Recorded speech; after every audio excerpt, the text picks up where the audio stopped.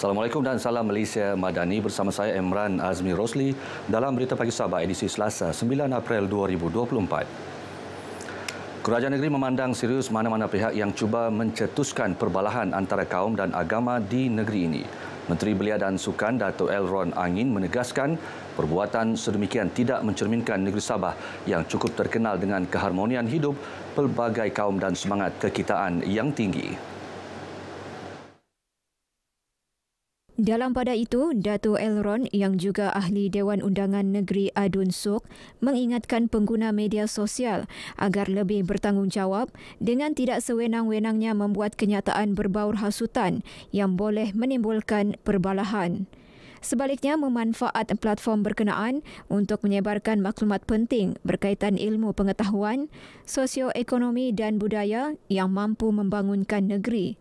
Beliau menyatakan demikian ketika berucap merasmikan program Iftar Ramadan Jalinan Insan Wahana Aspirasi Jiwa di Masjid As-Sodikin, Kampung Pagalungan, Ansip, Keningau.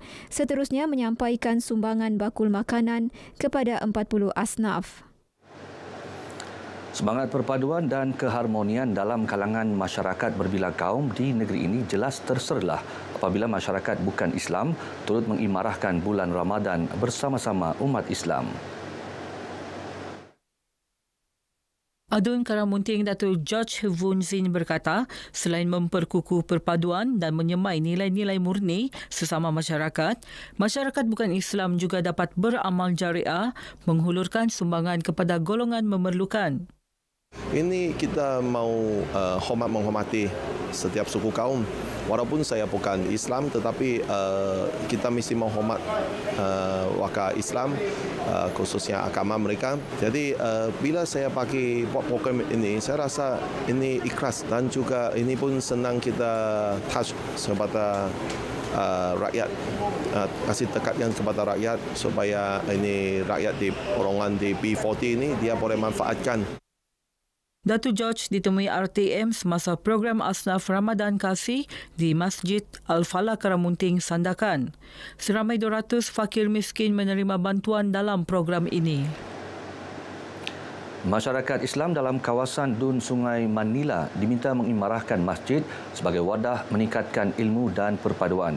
Ini bertepatan dengan bulan Ramadan yang menjadikan masjid landasan terbaik untuk membina masyarakat madani yang sepakat, aman dan harmoni serta menyantuni golongan memerlukan.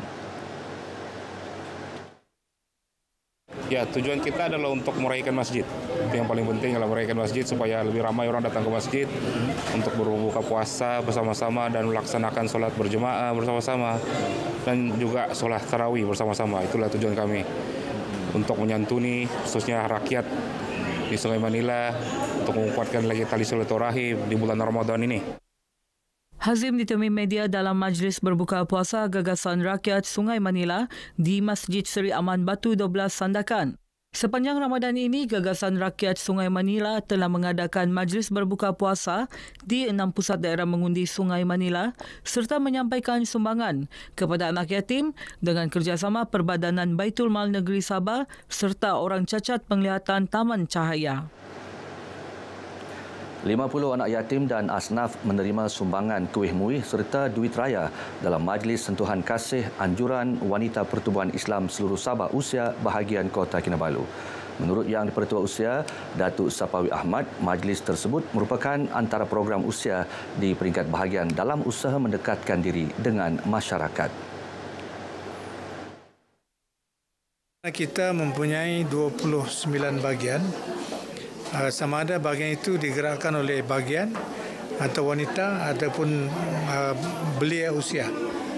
Di mana program itu sentiasa bergerak mengikut kawasan masing-masing. Di mana menggunakan pendekatan berkaitan dengan usia yang lebih rapat dengan komuniti. Beliau berkata demikian kepada media selepas menyempurnakan Majlis Sentuhan Kasih Wanita Usia Bahagian Kota Kinabalu serta iftar bersama anak yatim dan asnaf di Kota Kinabalu. Sementara itu, Ketua Wanita Usia Nirma Habibi berkata, program tersebut merupakan tanggungjawab umat Islam dalam menyantuni golongan kurang berkemampuan, terutama semasa bulan Ramadan.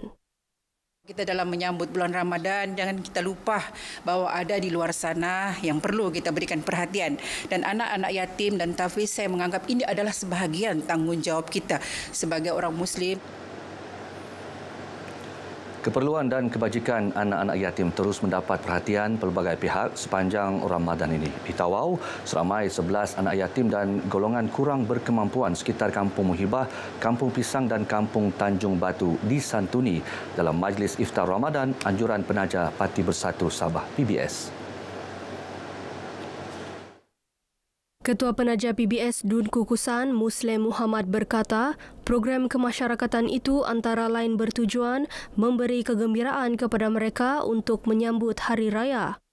Kita fokus kepada anak yatim untuk kita sama-sama dapat merasakan Hari Raya, bulan puasa, bulan yang mulia ini kan. Jadi kita pun cari anak-anak yatim tadi ini yang betul-betul yang kecil-kecil. Musle berkata demikian semasa Majlis Iftar Ramadan Anjuran Penaja PBS Kukusan dan Ketua Penyelaras Zon 6 Kalabakan di Tawau.